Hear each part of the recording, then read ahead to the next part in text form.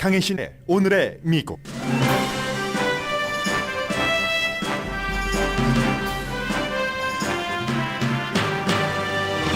팍스뉴스 소유주 루퍼트 머덕이 법정 진술에서 역사적인 시인을 했습니다.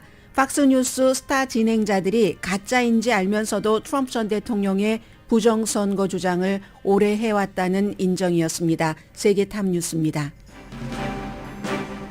캘리포니아주를 포함한 서부 지역에서는 내일까지 폭우와 폭설이 이어집니다. 뉴욕시는 눈과 비가 섞여 진눈깨비가 내리고 있는 지금 많은 학교들이 휴교 중입니다. 연방대법원은 오늘 6개 주에서 제기한 바이든 대통령의 학자금 탕감 무효화 케이스를 심의합니다. 그리고 2명의 개인이 제기한 소송도 역시 심의합니다. 바이든 행정부가 새로운 알츠하이머 치료제를 메디케어 커버를 제한하기로 결정한 뒤에 일부 공화당이 분노하고 있습니다. 시니어는 언제 어떤 조건에서 새로운 알츠하이머 치료를 받을 수 있을지 이에 대한 논쟁이 뜨거워졌습니다. 백악관은 모든 연방기관의 전화와 기구에서 틱톡을 30일 이내에 제거하라고 명령했습니다. 틱톡 회사가 결국은 중국 정부의 영향권 아래에 있기 때문에 미국 데이터가 중국으로 빠져나간다는 주장이고 캐나다 정부도 같은 조치를 취했습니다. 중국이 코비드 기원에 대해 미국 에너지부가 중국 실험실에서 유출됐을 수 있다고 결론 내리자 관련 이슈를 미국이 정치화한다고 비난합니다. 그러나 미국의 모든 정보 당국이 에너지부와 같은 결정을 내린 것은 아니고 에너지부가 소수의 결정을 내린 에이전시입니다. 인공지능 챗 GPT가 컴퓨터 가상 공간 메타버스에서 자동차를 팔고 있습니다. 기아 자동차도 팝니다.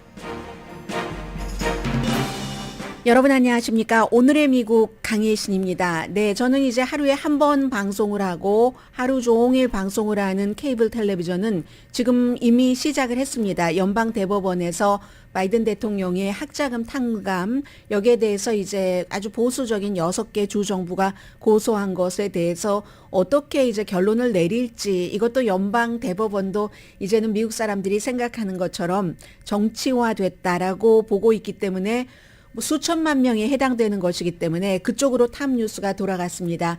그러나 그 이전에는 살다 보면 아주 산만하게 흩어져 있는 것을 정리하지 않고는 그 앞으로 나갈 수 없는 시점이 옵니다. 지금 미국이 딱 그날입니다. 한인 가운데서도 무척 많은 분들이 지금은 그 열기는 덜해졌지만 바이든 대통령이 대통령이 아니다. 트럼프가 대통령인데 부정선거였다. 부정선거가 아니었을 리가 없다 하는 것을 굳게 믿고 계셨던 분들이 무척 많습니다. 왜냐하면 가장 미국의 보수들에게 영향력이 있는 팍스뉴스에서 그렇게 방송을 계속 해왔고 팍스뉴스의 스타 중에 스타들이 그렇게 해왔고 또 한인 언론들도 일부에서는 언론도 그렇고 유튜버들도 그렇고 그러한 것들을 계속 주장을 해왔었기 때문입니다. 그런데 오늘 정리하시기 바랍니다. 역사적인 정리가 없이는 절대로 앞으로 나가지 않고 그리고 그동안 이 부분에 대해서 좀 짜증난다라고 들으셨고 아유 많이 듣긴 했지만 뭐가 뭔지 모르겠어 하시는 분들은 오늘 세계에서 가장 부자에 속하고 언론계 사주 가운데서는 미국에만 이 사람이 갖고 있는 언론사가 있는 게 아니라 영국, 호주 많은 나라에도 언론사가 있고 본인이 몇 개인지 다 이름을 얘기하라고 하면은 하나도 빠짐없이 얘기하지 못할 그럴 정도로 많은 언론사를 갖고 있는 루퍼트 머덕의 법적 증언 그러니까 데포지션 그 스크립트 이 나왔습니다. 거기에서 이제 모든 내용을 정리하시고 이 문제는 이제 2024년도 대선 전에 트럼프 후보가 나오던 아니면 누가 바이든이 또 나오던 아니던 이렇게 정리하고 가시기를 바란다 하는 마음에서 전해드립니다. 억만장자인 팍스뉴스의 소유자 루퍼트 머덕, 월스트리트의 소유자이기도 하고 뉴욕 포스트의 소유자이기도 합니다. 영국에서도 수많은 매체를 갖고 있고요. 이 루퍼트 머덕이 법정 선서를 했다는 것은 내가 지금부터 진술하는 것에 거짓이 있다면 벌을 받겠다는 뜻입니다. 그렇기 때문에 법정 선서를 하고 거짓 증언을 하는 가진 사람은 거의 없습니다. 왜냐하면 빼앗길 것이 많기 때문에 팍스, 본인이 소유하고 있는 팍스 뉴스의 스타 진행자들이 거짓이라는 것을 알면서도 도널드 트럼프 전 대통령의 가짜 주장을 방송했다고 증언을 했습니다. 데포지션 하는 게 이제 상대의 변호사가 팍스 뉴스의 루퍼트 머덕에게 질의를 하는 거죠. 이 상대는 도미니언 보링 시스템이라는 투표 기계 회사인데 팍스에서 가장 많이 얘기했었던 것 가운데 하나가 도미니언 보링 시스템으로 투표를 하면 캘리포니아에서도 이 기계를 썼고요. 뭐 28개 주에선가 썼습니다. 반 이상이죠. 그리고 이번에 처음 들여온 기계가 아니라 오래전부터 써왔던 투표 기계인데 여기다 트럼프로 투표를 하면 바이든으로 넘어간다. 이런 정말 허황한 주장이었습니다. 그렇게 했다면 지금까지 써왔겠습니까? 그런데 그런 것들을 다 알면서도 팍스의 스타 진행자들이 그렇다고 방송을 해왔다는 겁니다. 트럼프 전 대통령도 많이 출연을 시켰고 루돌프 줄리아니 그리고 시드니 파웰 같은 사람은 한때 한인들 사이에서도 야 저런 영웅이 있는가 했는데 뒤로는 션 해니티가 나는 시드니 파웰이 하는 얘기를 1초도 믿지 않았어라고 말하는 순간에도 방송에서는 시드니 파웰을 출연시켜서 부정선거라고 했다는 것 아니겠습니까? 이 모든 것을 팍스의 소유주인 루퍼트 머덕이 시인을 했습니다. 데포지션 트랜스크립에 다 남아 있습니다. 션 해니티뿐만이 아니라 이제 많은 팍스의 유명인들인데 이 법정 진술에서 특히 이제 또 뭐 루답스 같은 사람, 여자로서는 마리아 바티로모 이 같은 이름을 열거하면서 이들이 트럼프가 홍보하는 가짜 주장을 지지했는데 루답스는 많이 했고 션 해니티는 어느 정도라고 소유주가 얘기를 했습니다. 루답스는 결국은 이제 팍스에서도 너무 극단적이다 해서 쫓아냈거든요. 쫓아낸 사람과 현재도 팍스에 돈을 많이 벌어주는 션 해니티 사이에서 소유주는 차별을 뒀을지도 모릅니다. 나중에 생각을 해보니 루퍼트 머덕의 얘기입니다. 나중에 생각을 해보니까 팍스가 그때 더 강하게 가짜 주장을 부정했었어야지만 된다. 이게 데포지션에서 루퍼트 머덕이 한 얘기입니다. 이 같은 시인을 하고 싶었을 리가 없지만 할 수밖에 없었습니다. 도미니언 보링 시스템이라는 투표기계 회사가 팍스에 대해서 자그마치 16억 달러 명예훼손, 중상모략, 손해배상 청구를 했기 때문입니다. 팍스와 모회사인 팍스 코퍼레이션을 델라웨어 법원에 고소를 했습니다. 트럼프 전 대통령과 그의 변호사들은 팍스뉴스 스타 진행자 시간에 반복적으로 출연을 해서 거짓 주장을 읊어댔고 진행자도 동조하거나 한술 더 뜬 때도 많았습니다. 그런데 문제는 그렇게 한술 더 뜨는 순간에도 자신들이 사적으로 주고받는 이메일 내용이라든가 얼마 전에 전해드렸었죠. 심지어 터커 칼슨을 포함을 해서 그런 것들이 다 법정 증거로서 채택이 된 그런 겁니다. 트럼프는 완전히 뭐 황당무계한 주장을 한다. 특히 이제 벽의 가이 같은 경우요. 이 벽의 가이를 무슨 린델이죠? 마이크 린델은 왜 그렇게 팍스에 자주 나왔는가?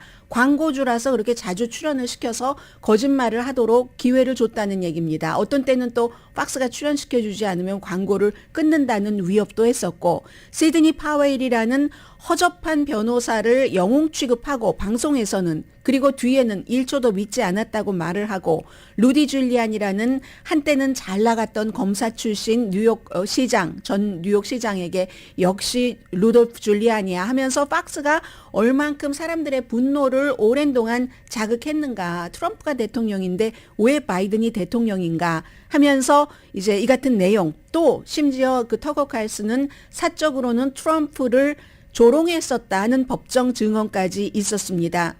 루퍼트 머덕도 한때는 트럼프를 경멸한 때가 있었고 트럼프가 대통령이 된 이후에는 그와 가깝게 지내면서 트럼프는 팍스 뉴스의 단골 손님이 돼서 특히 아침 프로그램 팍스 앤 프렌즈에 본인이 어떤 땐 전화를 걸잖아요. 진행자들은 이제 방송 좀 끝내기를 원하는데 준비해 놓은 다른 프로그램들이 있으니까 대통령이니까 이러지도 저러지도 못하고 끊지도 못하고 50몇 분을 인터뷰를 하게 하고 그래도 왜 그냥 뒀느냐. 이 팍스가 돈 버는 방송이잖아요. 돈이 벌리니까 시청률을 높여줬기 때문에 이게 루퍼트 머덕이 한 얘기입니다.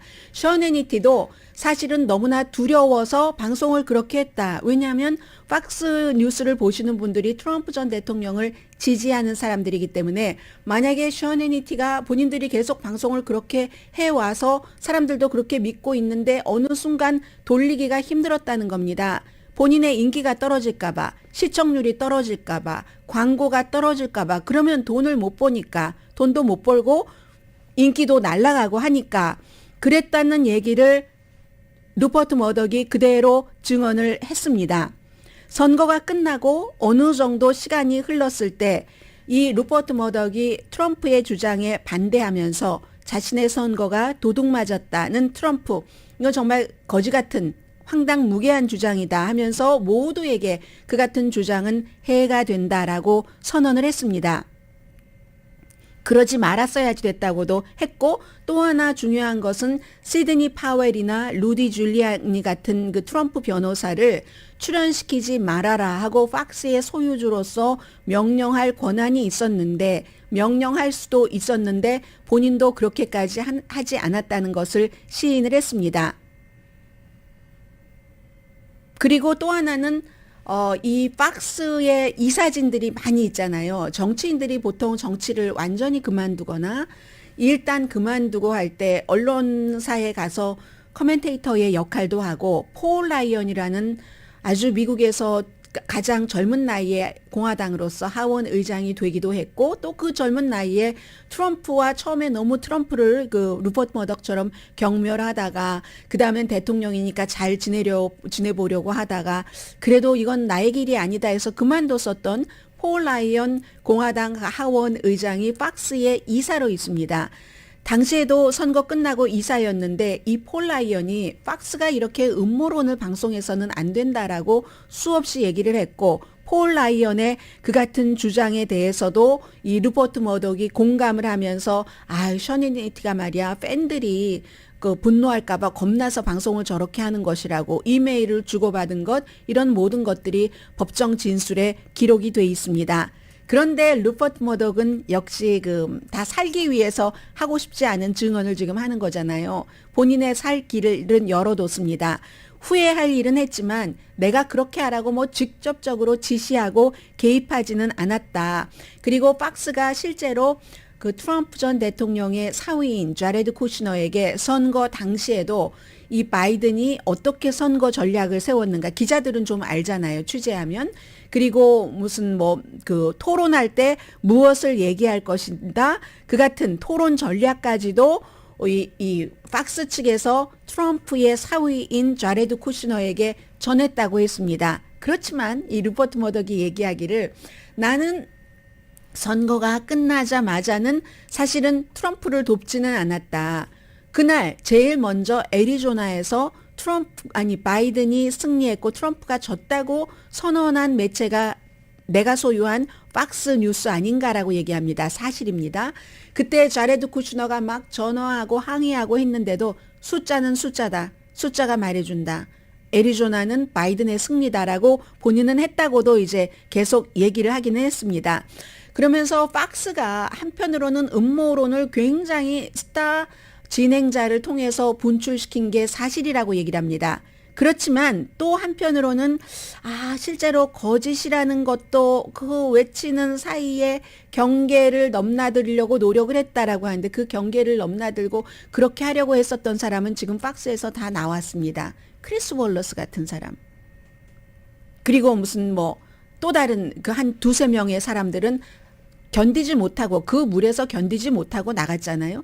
그 사람들은 저널리스트들이었지 션 해니티, 터커 칼슨과 같은 오피니언 리더가 아니었다고 수없이 말씀드렸습니다. 그리고 루퍼트 머덕은 내가 지금 갖고 있는 이 방송국의 스타 진행자들이 그때 사회를 너무 혼란하게 만들었어 라고 얘기하면서도 본인도 그때 월스트리트나 뉴욕포스트 사설을 통해서 얼마나 트럼프를 또 지원하는 그 사설을 쓰도록 했는지 모릅니다. 아무튼 지금 그 루퍼트 머덕이 하는 얘기는 본인도 빠져나가기 위한 그런 얘기라는 것은 분명하고, 팍스가 이 같은 그 데포지션에서의 내용들이 다 공개되고 한 얘기는 표현의 자유를 얘기를 합니다. 수정헌법 1조의 표현의 자유. 기자들은 표현의 자유가 보장돼야지 된다. 그 사람들은 기자도 아니었고 박스의 어피니언 리더라고 말해도 그렇습니다. 왜 어피니언 리더와 기자들에게만 표현의 자유가 보장돼야지 됩니까? 그 표현이 아주 점잖은 때 사람들이 어느 정도 균형을 맞추려고 할 때 거짓을 거짓인 줄 알면서도 방송하지 않을 때 그때에 그것이 적용돼야지 거짓을 거짓인 줄 알면서 그 방송을 해서 세계적으로 무리를 일으키고 사람들을 분노하게 하고 그 사람들의 표현의 자유를 왜 보장해줘야지 되는지는 저는 모르겠습니다. 박스의 주장입니다. 트럼프와 그 변호사들의 진술은 당시에는 뉴스로서 가치가 있었다라고도 박스가 주장을 했습니다. 가치가 있었죠. 그렇게 황당무계한 주장을 한다는 것, 그 주장이 거짓이라는 것을 알았다면 그런 거짓 주장을 한다라고 말했으면 그게 방송으로서 가치가 있었다고 생각이 됩니다. 내러티브라는 말을 많이 하는데요. 어떠한 사실을 놓고 해석하는 것, 그 사실을 놓고 사실과 다르게 비틀고 왜곡해서 해석하는 것이 왜 보호를 받아야지 되는 겁니까? 도미니언 보링 시스템이 명예훼손으로 박스를 고소한 것은 그러므로 박스의 표현의 자유 권리에 위배가 되고 극단적인 해석이다라고 얘기를 하지만 그것에 동의하지 않는 크리스 월러스, 셰프 스미스 이런 사람들, 저널리스트들은 결국은 박스에서 물러나고 말았습니다. 도미니언이 얘기를 합니다. 도미니언 보링 시스템이 16억 달러를 소송한 회사가 수정헌법 1조의 표현의 자유, 또 언론의 자유 우리는 충분히 지지를 한다. 신봉한다. 지지를 넘어서 강력하게 신봉하는데 그런데 수정헌법 1조는 고의로 무모하게 거짓말을 퍼뜨리는 방송사를 보호하지 않는다. 이게 도미니언 보링 시스템의 얘기입니다. 본격적인 재판은 4월 중순부터 델라웨어에서 시작합니다. 저는 이 재판 결과가 지금은 사람들이 sick and tired라고 생각할지도 모르지만 그 결과가 나오면은 이제부터 이 2024년도 미국이 누구를 대통령으로 뽑을 것인가. 트럼프는 내가 대통령인데 부정선거로 대통령 자리를 도둑맞았기 때문에 다시 내가 대통령 선거에 출마한다라고 얘기를 하지만 델라웨어에서 재판이 시작되고 재판 결과들이 나오고 이 같은 내용들이 나오면서 트럼프 전 대통령에게 유리할 것 같지는 않습니다. 그렇기 때문에 이것이 과거를 정리하는 의미도 되지만 미래의 대통령을 뽑는데도 너무나 중요할 것 같습니다. 물론 미국에서 언론사를 상대로 소송을 해서 언론사가 나를 명예훼손했다라는 데서 승소하기는 너무 힘듭니다. 그게 의도적으로 그랬다 하는 것을 증명을 해야지 되고 언론사는 표현의 자유에서 언론의 자유 같은 보호를 받는 넘버원 주체입니다. 그래서 도미니언 보링 시스템이라는 회사가 이윤을 목적으로 만든 투표 기계를 만드는 기계 투표하고 집계하고 하는 기계를 만드는 회사가 박스라는 거대 미디어를 이기기는 힘듭니다. 그러나 이 하버드 대학교의 한 교수가 이런 얘기를 했습니다. 하버드 법대 교수인데 이름을 제가 안 적어왔네요. 시청률을 늘려서 돈을 벌기 위해 가짜 정보를 만들었다고 시인한 이처럼 압도적인 증거가 있는 명예훼손 소송은 내가 본 적이 없다. 루퍼트 머덕이 다 시인을 해버린 거예요. 진행자들이 알면서 그렇게 했다라고. 이런 것을 보면은 물론 반대하는 사람들도 있습니다. 그렇지만 반대하는 사람은 박스의 주장과 같은 주장을 하고 있고요. 이 사건이 역사적으로 중요한 것은 분명한 것 같고 또 미국의 그 법이 살아 있으니까 왜 한국에서도 지금 더불어민주당의 이재명 그 대표의 무슨 구속 수사냐 아니냐 이런 것에 대해서도 이게 총선을 앞두고 어떻게 되느냐 계속 투표를 해야지 되느냐 마느냐 이런 문제가 있잖아요. 미국에서도 마찬가지로 이게 다음 대선을 앞두고 특히 트럼프 전 대통령 트럼프 공화당 예비선거 후보를 둘러싼 쟁점이 되기 때문에 굉장히 중요한 것이고요. 그리고 그동안 저도 이제 이 보도에 대해서는 많은 방송을 듣고 계시는 분들께 비난도 무척 많이 받았었거든요. 왜 그렇게 보도를 하느냐고, 박스도 좀 보라고. 저 박스 아주 많이 보는 사람이거든요. 그리고 아주 보수적인 그런 뭐 드러지 리포트도 좀 많이 봅니다.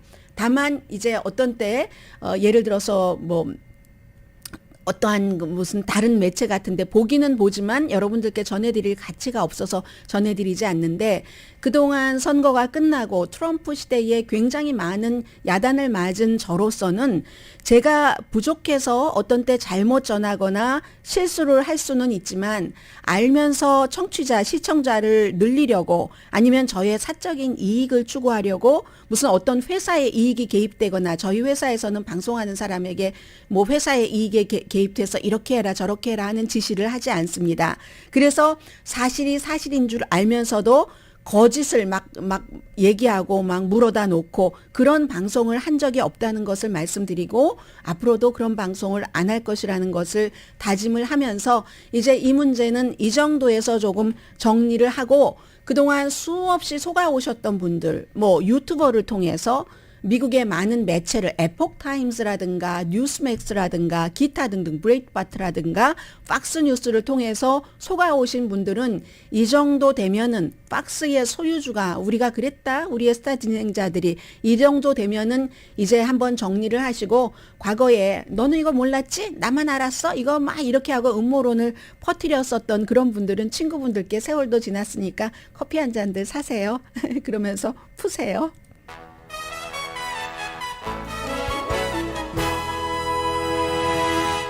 잠시 뒤에는 뭐 아주 중요한 뉴스를, 이게 복잡하게 여기저기서 막 나오기 때문에 한 번은 좀 정리를 해야지 될 것 같거든요. 전해드립니다. 그리고 이 문제에는 본인이 돈과 연관돼서 영향을 받으시는 분들도 있고, 이것도 역시 그 정치 미래와 연관되기도 합니다. 잠시 뒤에 뵙겠습니다. 라디오 서울 방송 오늘의 미국 듣고 계십니다. 우선 날씨부터 조금 말씀드리자면요. 캘리포니아주는 뭐 내일까지 그 비 내지는 뭐 눈이 많이 내릴 것이라고 하고요. 우선 다른 주부터 말씀드릴까요? 오클라호마주에서 결국은 이번 그 폭풍으로 토네이도가 막 불어서 12명이 다쳤답니다. 그러니까 지금까지는 다친 사람이 꼭 오클라호마뿐만이 아니라 조금 더 늘어났을 것 같고요. 뉴욕에 살고 계신 분들 안녕하세요. 어젯밤부터 뭐 진눈깨비 많이 내렸다면서요. 거의 모든 학교가 지금 폭설 뭐로 문을 닫았다고 하던데, 뭐 그게 뉴욕시 뿐이겠습니까? 뭐 커네디컷 또 뭐 저쪽 로드 아일랜드까지 쭉 그 연장이 된다고 하고, 캘리포니아주에서 아직도 그 정전이 복구되지 않으신 분들은 고생 많이 하고 계십니다. 그래도 오늘은 현재는 로스앤젤레스 그 한인타운 아주 맑거든요. 어떤 복구 작업 같은 것 하는데도 조금은 도움이 될 것 같고, 그러나 오늘과 내일 사이에도 여전히 그 세라 네바다에 눈 내리고 레이크타우도 마찬가지고요. 홍수와 눈이 이제 같이 오는데, 샌프란디노 그쪽에는 그 샌프란도 카운티 그 산 많은 그쪽은 지금 뭐 비상사태가 지금 선포가 됐습니다. 지난 며칠 동안에 눈이요 산에 5피트나 내렸다고 하거든요. 레이크 에로헤드 그쪽은 이제 별장이 많으니까 나무도 많고 사람들이 완전히 갇혀버렸다고 하고, 내일까지 폭풍 경고 있습니다. 앞으로 며칠 동안은 뭐 캘리포니아주가 되었건 미국 서부 또 무슨 뭐 남서부 락키 산맥을 중심으로 해서 그쪽에 폭설 많이 내릴 것이고요. 캘리포니아주는 기후 변화로 인해서 눈이 가장 많이 내리는 겨울이 될 것으로 예상이 됩니다. 가능하면은 일찍 퇴근하세요. 지금은 또 반짝하지만 제가 현재로서는 그 일기예보 시간대를 못 봤는데, 어제도 저는 조금 일찍 퇴근했거든요. 다른 날보다 일찍 퇴근했는데 완전히 그 프리웨이에서 막혀서, 지난번에도 제가 선거 개표 날, 선거 당일 날, 뭐 아주 짧은 거리를 한 3블럭 정도 프리웨이, 3블럭도 아니죠. 가는데 4시간 걸린 적이 있는데, 그래서 그때 완전히 그 자동차 안에서 출구가 있으면 나갔겠죠. 출구가 없는데 그렇게 많이 걸린 겁니다. 그러면 한 블럭 사이라는 얘기네요. 해서 제가 4시간을 완전히 그 안에 갇혀서 개표 방송을 들었던 적이 있거든요. 개표 방송을 들었던 적이 있는데, 어제도 그 자동차가 사고가 나서 그때는 비가 많이 내릴 때도 아니었거든요. 오후에. 그래서 아주 꽉 갇혀 있었던 적이 있으니까 여러분들도 가능하시면 저는 가능해서 그랬습니다. 가능하시면 조금 일찍 퇴근하시고 천천히 운전하시고 좀 대비하시기 바랍니다. 그리고 이 케이스는 알츠하이머부터 말씀드리겠습니다.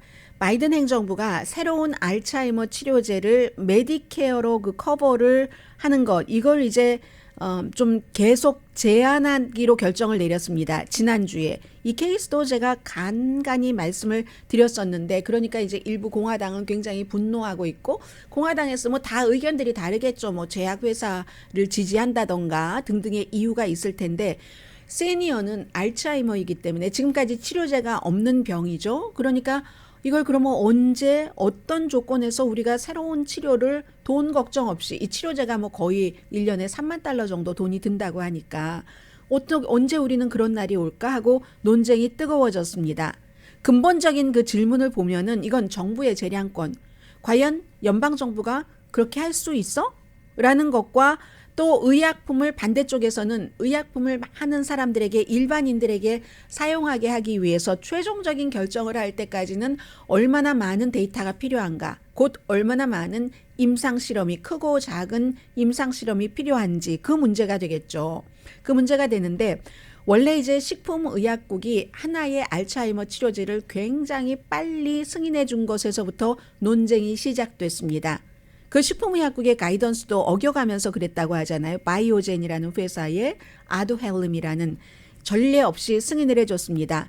그러자 이제 메디케어 행정당국은 이 지난해에 그 커버, 이 알츠하이머 치료약 커버에 대해서 한도를 제한을 했습니다. 그리고 지난주에도 그 제한을 계속 유지한다 했습니다. 많은 전문가는 이 바이오젠의 아두헬름이라는 약이 알츠하이머를 치료하는데 효과가 있다는 것을 입증하지 못했다고 얘기를 합니다. 그리고 왜 식품의약국이 스스로의 가이던스도 따르지 않느냐. 그러니까 스스로의 가이던스보다 조금 약한 상황에서 승인을 해줬는가 보죠.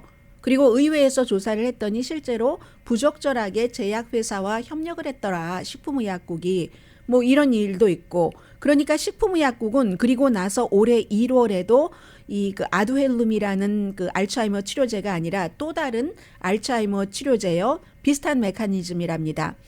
아이사이 바이로젠의 레켐비, 역시 바이오젠에서 만든 아두헬름, 먼저 그 승인을 해줬던 아두헬름처럼 승인을 했다는 겁니다. 그런데 이번에는요, 아마 전문가들이 생각할 때 지난번에 아두헬름을 그 승인할 때보다는 조금 더 무슨 뭐 임상 실험을 할 때 범위도 확대하고 기간도 늘리고 횟수도 많았는가 보죠. 그러니까 별 문제가 없기는 했답니다. 물론 이 경우도 임상 실험과 현실에 왔을 때의 효력은 또 다른 거잖아요. 항상 모든 것은 시작할 때는 알 수 없는 거기 때문에 알츠하이머 협회에서도 입장을 이랬다 저랬다 했습니다. 처음에는 메디케어, 메디케이드 서비스국에 요청을 했죠.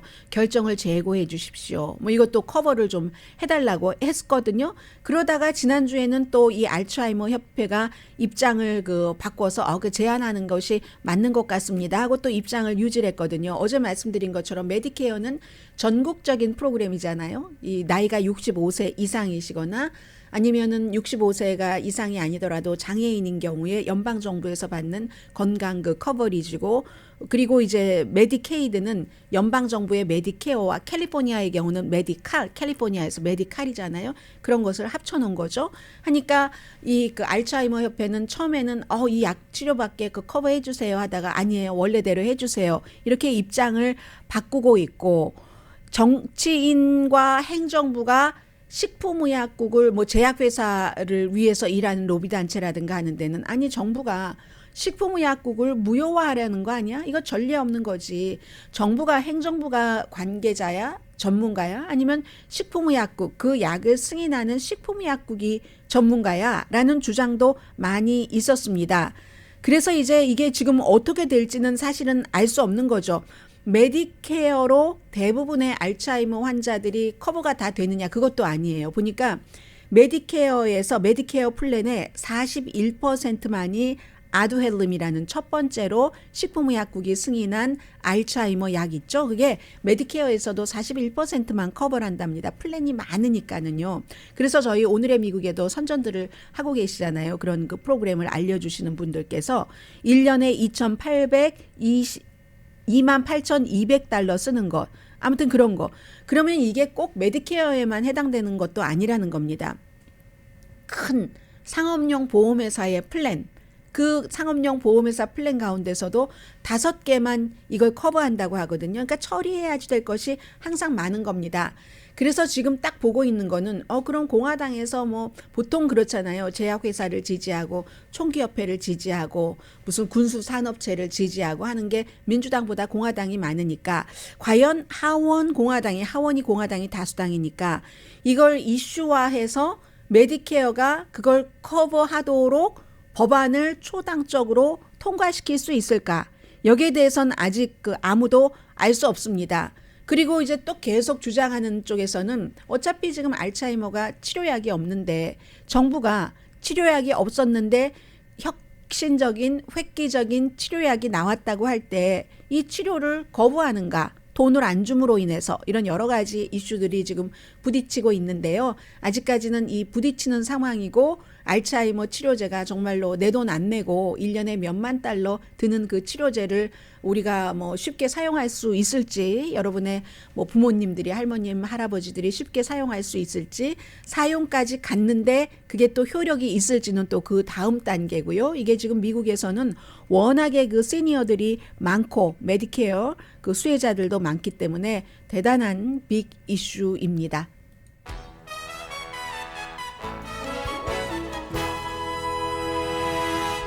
라디오 서울 방송 오늘의 미국 듣고 계십니다. 네, 제가 이슈가 많이 남았는데 진행을 좀 느리게 했네요. 지금 보니까 일단 기본적으로는 인공지능 챗 GPT가 컴퓨터 가상 공간에서 자동차를 팔고 있습니다. 이미 디지털 쇼룸에서 파는 건데 자동차 쇼핑을 편하게 여러분들 집에서 하시는 건데 이게 과거에 딜러에 가서 그 사고했었을 때와는 완전히 순서도 다르고요. 순서는 반대고 여러 차이점이 있습니다.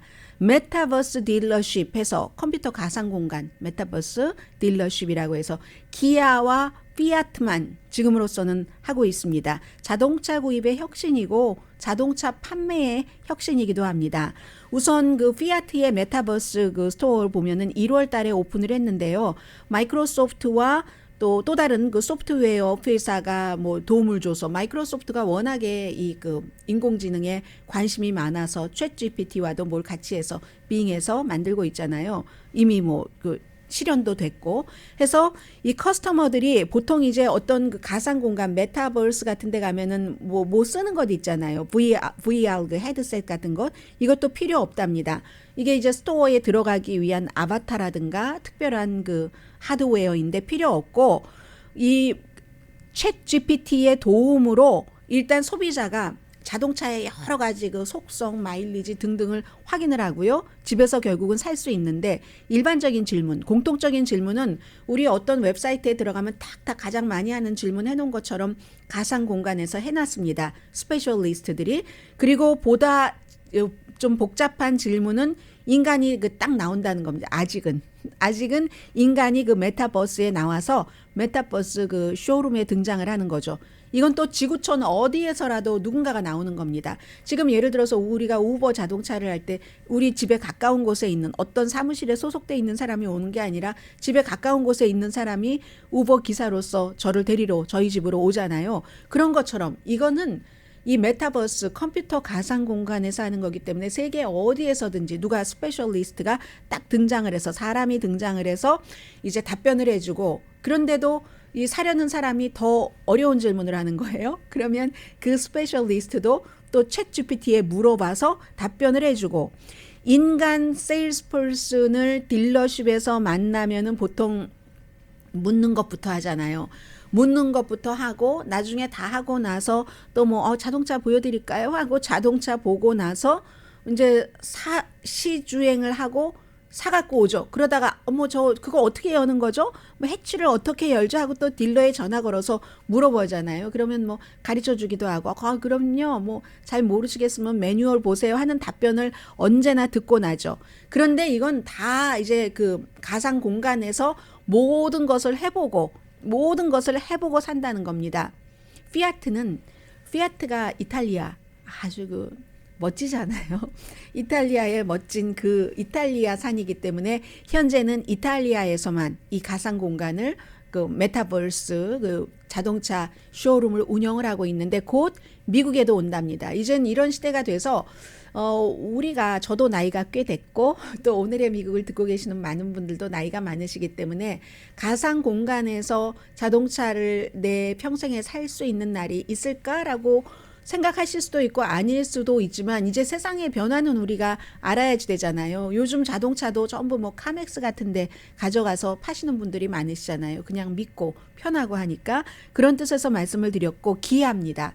기아는 현재는 독일에서 한답니다. 기아 점원인데 역시 메타버스 스토어를 피아트처럼 오픈을 했는데 커스터머가 모바일 디바이스나 아니면 컴퓨터로 똑같이 그런데 좋은 경험을 하려면 피아트와는 달리 기아는 좀 헤드셋을 써야지 된답니다. 그래서 이제 디지털 아바타가 나와서 이제 버추얼 쇼룸에 탁 들어가서 그걸 끼고 자동차를 체크를 하고 질문과 답을 기아 웹사이트 뭐 클릭을 통해서 하고 기아의 챗GPT 인공지능 답변하는 챗GPT가 다 답변 같은 것을 해주고 보통 자동차 딜러에 가서 경험하는 것보다 훨씬 딥한 경험을 한다는 겁니다.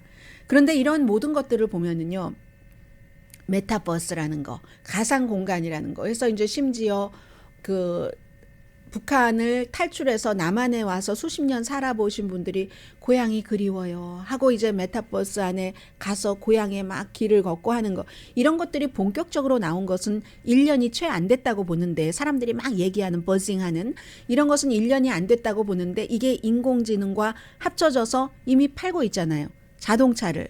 그런 것들이 굉장히 중요한 거고 이것이야말로 디지털 세계와 현실의 물리적인 세계가 완전히 그 혁신적인 자동차 구매에서 혁신적인 방향으로 나아가는 거고 그리고 이제 이 인공 그 GPT를 이용을 해서 디지털에서 자동차를 사는 것을 좋아하시는 분들은 소통도 더 자세히 할 수 있고 미안해하지 않으면서 또 효율성도 있고 무엇보다도 내가 편할 때 밤중에도 할 수 있기 때문에 시간이 절약된다라는 얘기를 하고 계시거든요. 그런데 이러한 혁신도 돈이 있어야지 할 수 있는 거고 회사도 돈을 들여야 되잖아요. 아니면 내가 돈이 없으면 돈을 낼 투자자를 끌어올 능력이라도 있어야지 되는 거고 아무튼 그렇습니다. 그래서 이 인공 GPT라는 것이 출처가 필요한 뉴스에 대한 것이라든가 이러한 것은 아직도 좀 부족한 부분이 많이 있는 것 같은데 이렇게 출처가 분명하잖아요. 자동차의 모든 속성이라든가 이러한 것들 그런 부분에 대해서는 조금 효율적으로 빨리 다가갈 것 같기도 합니다.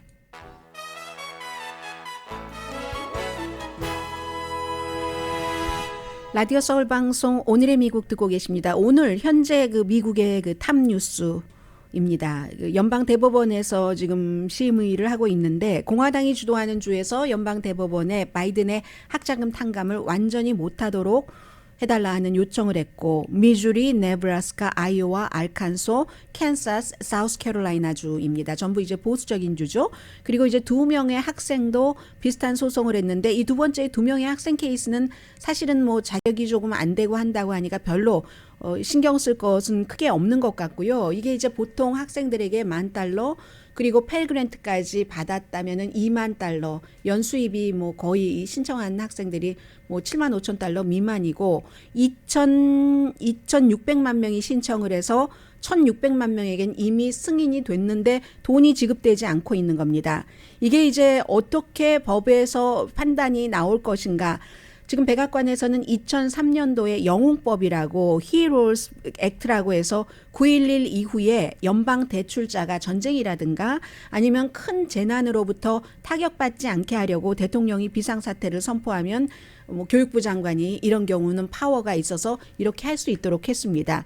이걸 팬데믹 때에 트럼프 전 대통령도 했었고 바이든 대통령도 해오다가 유지해오다가 그 유지는 이제 페이먼트를 일단 중지하도록 하는 팬데믹 초기에 일자리에 나가서 일도 못했으니까요. 그러다가 바이든 대통령이 이걸 이제 연장을 해서 아예 그 정도는 탕감을 해준 거다 하니까 이 보수적인 그 주정부에서는 아니 대통령이 뭔데 돈을 가지고 이리저리 돈 갖고 하는 것은 의회만 할 수 있는 것이야 라고 얘기를 하고 있고 대통령은 바로 앞서 말씀드린 그 같은 그 법을 근거로 하면서 아니 공화당 의원들 가운데서도 팬데믹 때 사업을 하는 의원들 많잖아요. 집에서도 본인 소유의 그 사업체도 있고 하니까 그런 때 수백만 달러, 수천만 달러를 탕감받아 놓고 이거 저소득층 특히 학생에게 해당들이 되는 건데 10,000달러, 20,000달러를 못 해주면 어떡하느냐 이런 주장을 하고 그러려면 이제 연방정부가 앞으로 돈을 30년 동안 4천억 달러 비용이 들어가야 되니까 이 부분에 대해서 또 반대 주장이 나오고 하는데 연방 대법원이 어떻게 판결을 할 것인가. 그런데 많은 전문가들은 연방 대법원이 이 바이든 대통령의 계획을 위험하게 할 수도 있다고 봅니다. 왜냐하면 연방 대법원도 너무나 이제는 그 완전히 정치화됐기 때문에 보수 6대 진보 3위니까 보수적인 주정부에서 고소를 하는 것처럼 지금까지 많은 그런 판결이 나왔었기 때문에 바이든 대통령의 팬데믹 유예 기간을 조금 더해준다 하는 것도 연방법원에서 say no 해서 끝나버렸잖아요. 그 정책을 폐기시켰는데 총기라든가 낙태라든가 그렇게 많이 했기 때문에 이것도 위태로울 수 있다라고 얘기를 하지만 항상 법적인 것은 결국은 어떻게 될지는 사실은 그 진행 과정을 보면서 변할 수도 있기 때문에 장담하기는 어렵고요. 연방 대법원이 아마 6월 말까지는 결론을 내리지 않을까 이렇게 예상이 됩니다. 대출 상환이 6월 30일까지만 되고 그 뒤로는 이제 돈을 내야지 되기 때문에 이것도 팬데믹 비포와 팬데믹 애프터인 거죠. 5월 11일에 팬데믹 비상사태를 끝내니까 연방정부 차원에서 지금 뭐 캘리포니아에서도 다 끝내고 하잖아요. 그렇기 때문에 이제 이런 일들이 있어서 이건 이제 사람들이 그렇게 보고 있고요. 그리고 백악관은 그동안 발표했었던 것, 틱톡을 젊은 사람들만 좋아하는 게 아니라 나이 드신 한국 분들도 많이 쓰시는데 이게 무슨 댄스죠? 바이트댄스, BYTE 댄스. 바이트댄스라는 회사가 우리 중국 정부와 상관없다고 하지만 어차피 중국 정부가 그것을 미국 사람들의 연방 정부 것이나 데이터를 다 빼나갈 수 있다. 그럴 수 있기 때문에 그리고 데이터를 빼내가서 조작할 수도 있기 때문에 연방 정부의 전화나 모든 태블릿 기구에서 30일 안에 싹 지워라 라고 얘기를 했습니다. 연방 수사국장도 경고를 했죠. 그렇게 할 수 있다고. 왜냐하면 또 더군다나 이 민주당 행정부는 항상 디지털 기간 산업에 돈을 많이 쓰고 있는데 그 기간 산업, 디지털 기간 산업이라는 것은 정부와 개인의 데이터도 보호를 해야지 되는 그런 거잖아요. 지금 미국에서 그런 일이 있고 저스틴 트루도 캐나다 총리도 미국과 똑같은 이유로 그러면 중국에 대해서 지금 미국 그렇죠. 캐나다, 유럽연합 그랬죠. 일본도 그렇고 대만까지 이 모든 그 틱톡을 정부 그 기구에서는 금지하게 되는 겁니다.